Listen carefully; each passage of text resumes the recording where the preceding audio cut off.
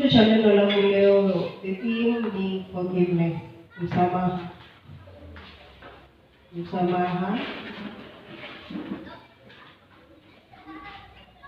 Now, our main verse from the Bible is from the book of Matthew 18, Matthew 18, 21 to 35. Ni kitabu kirefu, lakini tutasoma tu vizuri pole pole tukielewa. Na ningependa kuwa na msomi ambaye atakuwa ananisomea, na haswa ningependa kwa lugha ya Kiswahili, sasa ndio sisi sote at least tuelewe. Si kweli? Matthew chapter 18 verse 21 to 35. I'll say that my theme is forgiveness. Tumeambiwa ndio nisema wanafunzi hao walikuwa wakienda shule wakaje at least tuone ile tumekuwa tukifunza kule, ndio? Mimi when tumekuwa tukienda, I think the main topic ilinishika ni ya forgiveness, msamaha. That topic really touched my heart. Na najua wengi wetu we are living in that bondage. Hakika tumefungwa, ni kifungo. It's not easy. Si rahisi kusamehe, si kweli? Si rahisi. So there is a question tunajiuliza, why should we forgive? Jesus said, haya ni maneno ambayo Yesu alisema, why should we forgive 70 times 7? Why should we forgive 70 times 7? Sijui kama mtu amepata, tafadhali atusomee. Matthew 18 verse 21 to 35.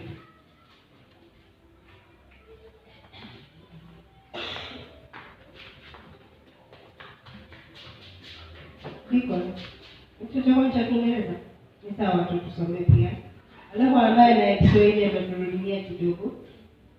Matthew chapter 18 verse 21 to 35 says, Then Peter came to Jesus and asked, Lord, if my brother keeps on sinning against me, how many times do I have to forgive him? 7 times. No, not 7 times, answered Jesus, but 70 times 7. 23. Because the kingdom of heaven is like this. Once there was a king who decided to check on his servants' accounts. 24. He had just begun to do so when one of them was brought in who owed him millions of pounds. 25. The servant did not have enough to pay his debt, so the king ordered him to be sold as a slave, with his wife and his children and all that he had, in order to pay the debt. 26. The servant fell on his knees before the king. Be patient with me, he begged, and I will pay you everything. 27. The king felt sorry for him, so he forgave him the debt and let him go. 28. Then the man went out and met one of his fellow servants who owed him a few pounds. He grabbed him and started choking him. Pay back what you owe me, he said. 29. His fellow servants fell down and begged him, Be patient with me, and I will pay you back. 30. But he refused. Instead, he had him thrown into jail until he should pay the debt. 31. When the other servants saw what had happened, they were very upset and went to the king and told him everything. 32. So he called the servant in. You worthless slaves, he said, I forgive you the whole amount you owed me, just because you asked me to. 33. You should have had mercy on your fellow servant, just as I had mercy on you. 34. The king was very angry, and he sent the servant to jail to be punished until he should pay back the whole amount. 35. And Jesus concludes, that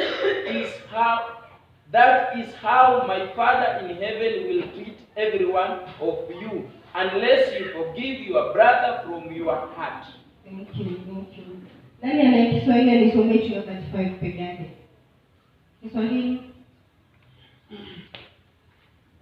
Sasa wasome kwa Kiswahili. Matthew 18:35. Nisome 35 peke yake. Inasema ndivyo na Baba yangu wa mbinguni atakavyo watenda ninyi msiposamehe kwa mioyo yenu kila mtu ndugu yake. Amen. Asante. Neno limeshatuambia. Ni mara ngapi tumekuwa tukikosea watu ama watu wanatukosea?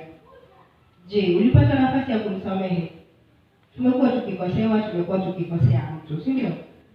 We've ever been wrong, you have also wronged someone. Lakini ni mara ngapi umekuwa na moyo wa kusamehe?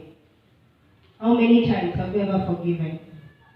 So, the keyword ilikuwa, why should we forgive 70 times 7? Tumesoma hadithi, tumesikiza na ukaelewa. Sawa? Ya mfalme na wafanyakazi wake. Yule alikuwa na deni, yeye akaenda akaplead na the king akamsamehe. Lakini yule mwingine alikuwa na deni yake, akafanya nini? Neno linatuambia alifanya nini? Nimesema mimi nafunza. Unajua darasani tukifunza watu wanazungumza na wanafunzi. Sitaongea peke yangu. Tunaambiwa alifanya nini? Alisamehewa na mfalme. Akamwendea mwenzake ambaye alikuwa na deni yake. Je, alimsamehe? Kwa nini? My first point, God desires that everyone to forgive everyone for everything. Tunapaswa kusamehe kila mtu kwa kila jambo. Msamaha ni muhimu sana. Unapaswa kumsamehe kila mtu kwa kila jambo. Katika kinatuambia vizuri sana. Hivyo ndivyo Mungu atafanya nini? Atadili na wewe. Just the way unadili na wengine, hivyo ndio Mungu atadili na wewe.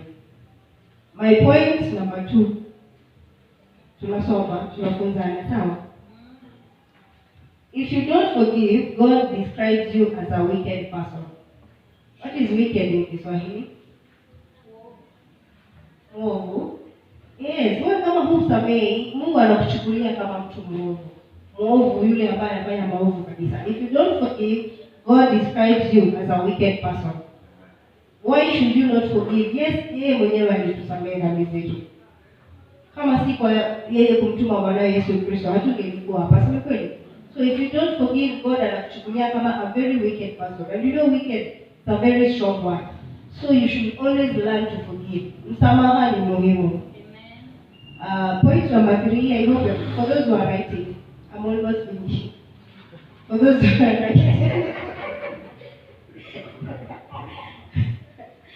God delivers everyone who chooses not to forgive to the torture. At least hapa tunaongea kidogo. God delivers everyone who chooses not to forgive to the torture.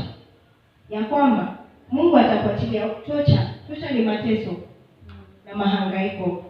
Kama hutasamehe, Mungu anakuachilia ukateseke. So, Wakristo wenzangu, maisha ambayo tunaishi, huenda tunateseka, ni kweli tunateseka. Na kumbe kuteseka kwako ni ile tu, maybe kuna mtu alikufanyia jambo siku fulani. You've never forgiven that person. Umebeba mama fulani, umebeba mzee fulani, umebeba kijana fulani kwa moyo wako tu mdogo. If you don't forgive those people, Mungu anaenda kukuachilia kwa mateso. Unapata unashikwa na magonjwa, ukienda kazini ndio hiyo mpelekani vizuri na boss wako, ukifanya hivi jambo haliendelei just because of unforgiveness. It is very bad. And the one tells us that if you don't forgive, Mungu anakuachilia hayo mateso ya kuhangaisha. Na yatakuhangaisha ya ukweli kabisa. And even the other point is saying that torture applies discipline until forgiveness is fully granted. Hiyo torture inakudiscipline wewe mwenyewe. Because when you forgive, you don't forgive for that person. You only forgive for your own benefit. Inakusaidia wewe mwenyewe unaposamehe. Haisaidii yule ambao unamsamehe wewe mwenyewe. So tunaambiwa ya kwamba Mungu anakuachilia kwa mateso, utateseka, utahangaika until you forgive fully. Until you grant that person forgiveness fully. I know it is hard. Tunaambiwa forgiven forget. Hiyo hapo kwa forget, hapo kwa forget, ndio huwa tunakwama hapo kwa forget. Kila wakati ukimwona unamkumbusha, unajua nilikusamehe lakini ulikuwa umenifanyia. We forgive and forget and tunaendelea mbele, ndio? Yesu mwenyewe ametundikwa msalabani, lakini neno lake la mwisho lilikuwa nini? Wasamehe, kwa maana hawajui wanalolitenda. Imagine, na sasa hiyo amewekwa kule juu. Lakini sisi siku zote utamkumbusha, ulifanya. It's not good. So it is good to forgive. Kwa sababu if you don't forgive, mahangaiko na mateso yatakufuata tu wewe. Maybe the person who wronged you, yeye alienda akatubu, akaongea na Mungu akamsamehe. His or her life inaendelea vizuri. Wewe huku unang'ang'ana, umembeba, ni wewe unahangaika. Si ni kweli? So tusameheane. Ni kawaida hata tunapoosha vyombo ama ukipanga kitu lazima tutafanyana. Hata zingine zinaenda zina break. Lakini ikifika hiyo point forgive, tunasameheana. Sisi sote ni wanadamu, sio? Another point, fear of the torture is Christ's reason to forgive without limit. Fear of the torture is Christ's reason to forgive without limit. Msamaha hauna nini? Viwango. Usiseme ati mimi mtu akinikosea namsamehe mpaka hapa alafu kutoka hapo sitamsamehe. Msamaha hauna nini? Viwango. There is no limitation in forgiveness. Forgive and forgive and forgive. That's why we are told to forgive 70 times 7. 70 times 7. Pastor also tukiwa kule darasa tuliambiwa hii 70 times 7 it's within 12 hours. Remember hivyo? Ama ulikuwa kila kosa? Actually I think ulikuwa kwa kila kosa, sio? Mtu akikukosea unamforgive 70 times 7. Tena hivyo 70 times 7. Hii inamaanisha nini? Forgiveness has no end. Msamaha haina mwisho, unasamehe na kusamehe na kusamehe. Throughout, no limitation. Sawa? Unforgiveness is like, you can write this one, unforgiveness is like a wound that leads to torment. Unforgiveness is like a wound that leads to torment. Usipokuwa na roho ya kusamehe, ni kama kidonda ambacho kinakupeleka tu wewe kwa mateso. Kutosamehe ni kama kidonda ambayo itafanya ni wewe mwenyewe ndio utaumia. Kwa mfano, nakumbuka hata kuna wakati niliongelea jambo hilo. Kwa mfano, maybe brother Kadima ameketi pale. Akiwa kule kazini, maybe by accidentally alidungwa hapa na msumari. Ndio? Brother ahinda hapo umekaa hivi. Unajua kuna kidonda hujui. Lakini anytime you tap that place, he feels pain. Si ni kweli? Kila wakati utamgusa, kama atakwambia tafadhali usiniguse hapa nina kidonda, wewe utajua. If you keep on touching the place, ni yeye, the torment ni yeye anafeel, sio?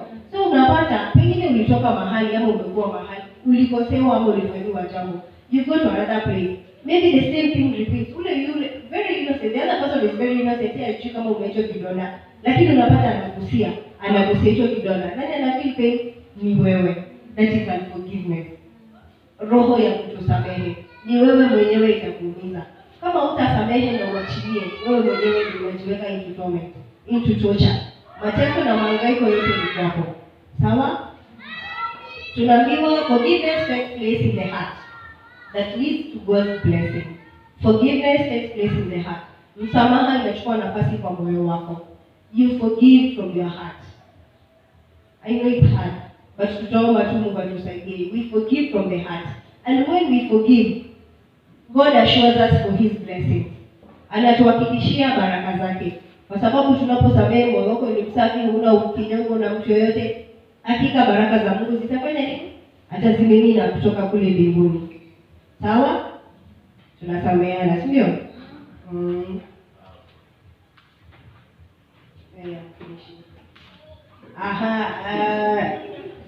Tutaangalia 5 requirements for lasting forgiveness. I'm saying I'm not preaching, I'm teaching. This is just movie. 5 requirements for lasting forgiveness. Nini tunahitaji? What do we need for a lasting forgiveness?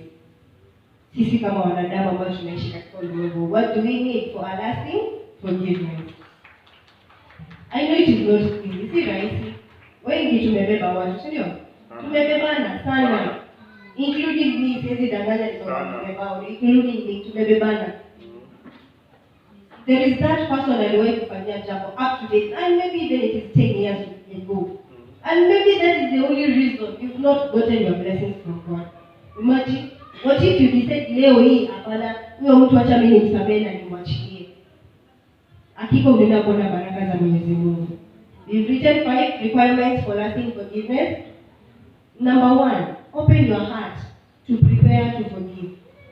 Open your heart to prepare to forgive. Fungua moyo wako, kuwa ready kusamehe.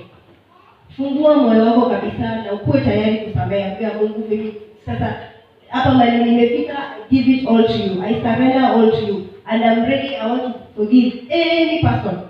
Wale ambao wamekukosea, hata na wale wao uliwakosea, si ndio? Unajisamehe kuanzia wewe mwenyewe. Some of us, by the way, we've never forgiven ourselves. Maybe there is something you've ever done in your life ikakuletea madhara kwa maisha yako. And from that day, unajichukia wewe mwenyewe, hata sasa si mtu ni wewe. So be ready to open your heart. Fungua moyo, ambia Mungu, I'm ready. You prepare your heart to forgive. Sawa? Neno la Mungu hiyo Mathayo 35 tumesikia. Ya kwamba Mungu atafanya nini? Simko nayo. Pastor turudilie tafadhali. Mathayo 18:35. Ndivyo na Baba yangu wa mbinguni atakavyotenda ninyi. Usiposamehe kwa mioyo yenu kila mtu ndugu yake. Usiposamehe kwa moyo wako. Some of us tunasema sawa nimekusamehe hapa kwa mdomo, kwa lips umemsamehe, lakini from deep down in your heart there is nothing like forgiveness umepeana. Please open your heart and prepare to forgive. Sawa? Under that we can talk about these. We say that you are the only person to decide and choose when to open your heart for you to forgive. Ni wewe tu mwenyewe ndio utaamua na uchague ni lini ama ni wakati gani nitakuwa tayari kufanya nini, kufungua moyo wangu na kusamehe. So it is upon you. It is upon you. Ni wewe tu. Hakuna mtu atakuja akwambia wewe Tobias, ile siku ile alikukosea, mimi naona sasa ni wakati wa kumsamehe. Nobody can advise you on that. It is just you. Ni wewe mwenyewe, uamuzi wako wewe mwenyewe. Another thing we can say is that you extend compassion to the person you need. That is point number 2. Extend compassion to the person you need to forgive. Extend the compassion to the person you need to forgive. What is compassion? Huruma. Unafanya nini? Kuonesha huruma.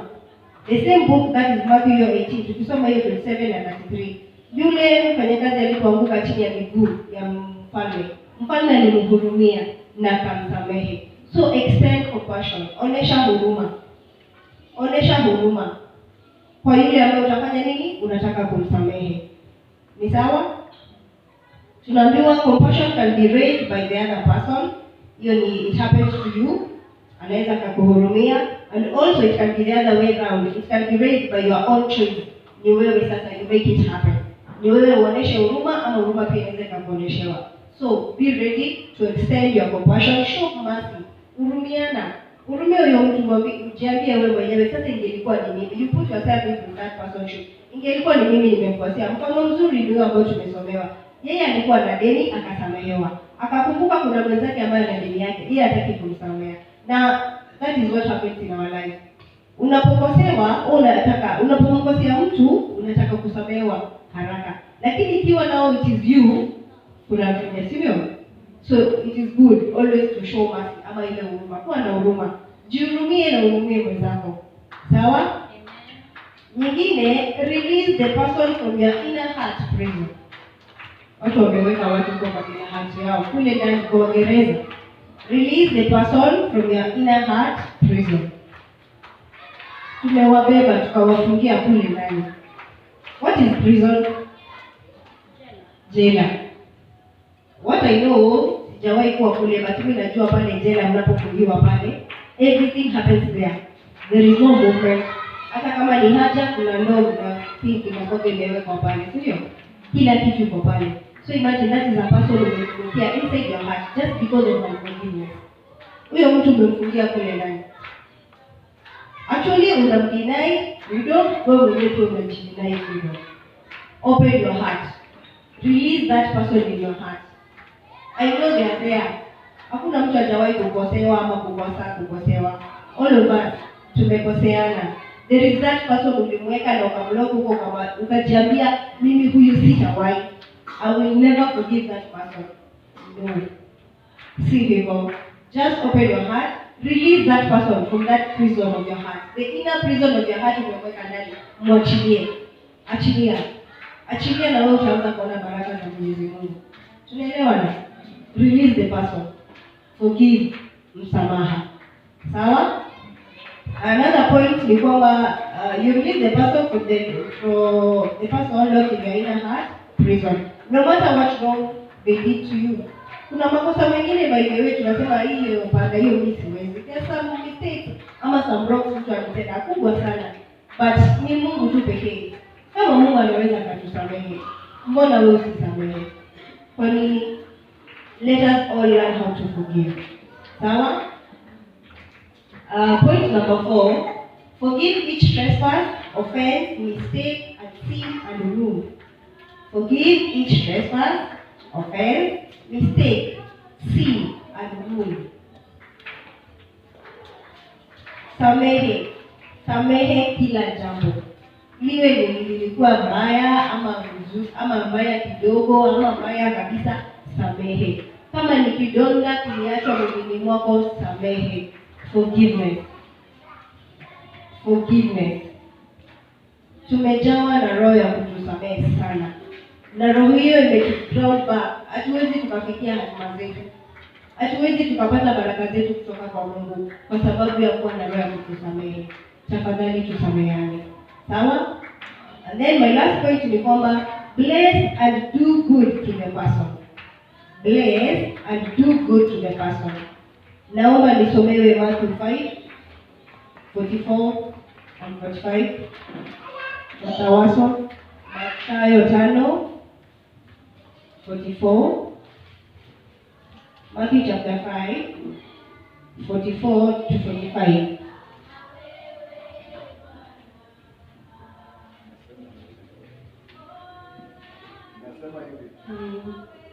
Lakini mimi nawaambia wapendeni adui zenu, waombeeni wanaowaudhi, ili mpate kuwa wana wa Baba yenu aliye mbinguni. Maana yeye huwaagizia jua lake waovu na wema, huwanyeshea mvua wenye haki na wasio haki. Amen. Asante.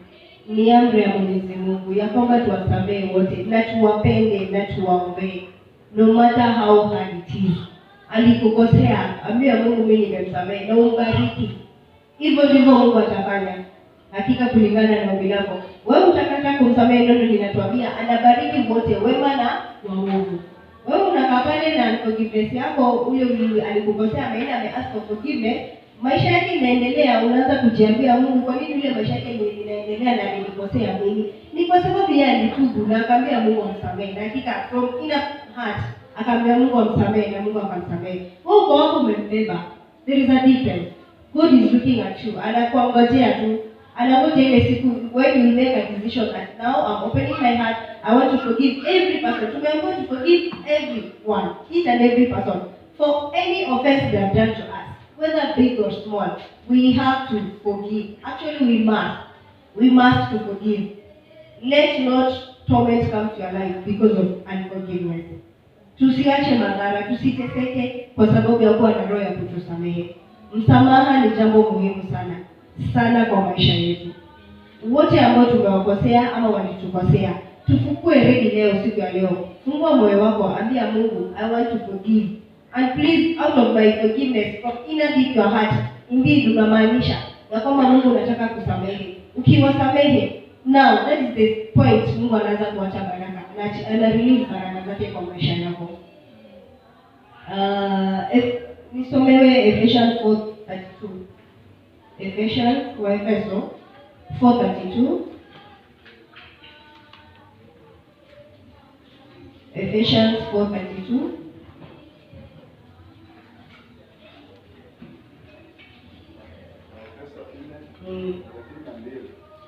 Inasema hivi: tena iweni wafadhili ninyi kwa ninyi, wenye huruma,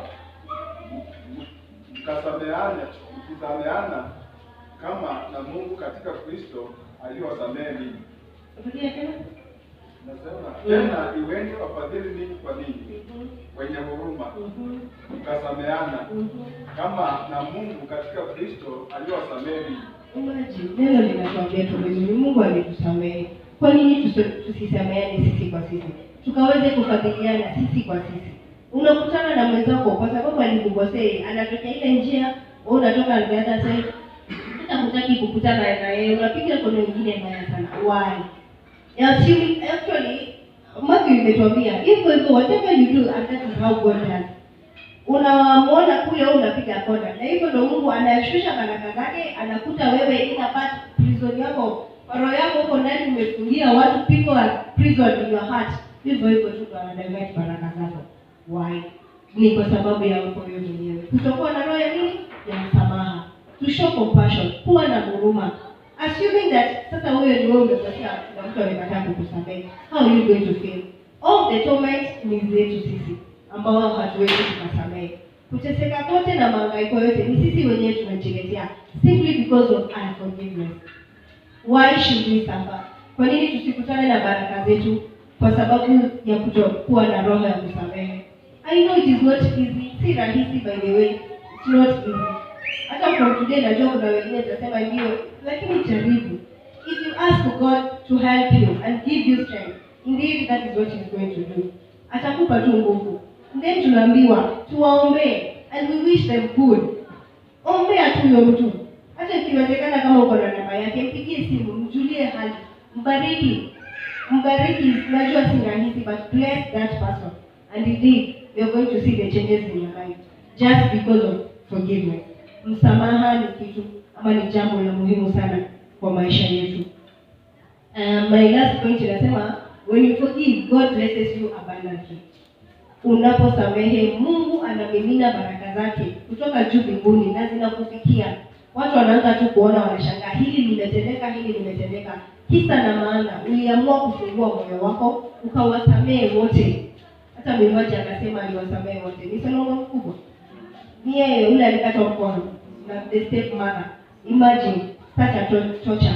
Na alidecide akasema nimewasamehe wote. And we can see he's a living testimony, right? Yes. Maisha yake ilibadilika kwa sababu ya kusamehe. Msamaha ni jambo la muhimu. Msamaha ni nini? Jambo la muhimu. Nikimalizia our last scripture, Isaiah 59:1 and 2. Isaiah 59:1 and 2.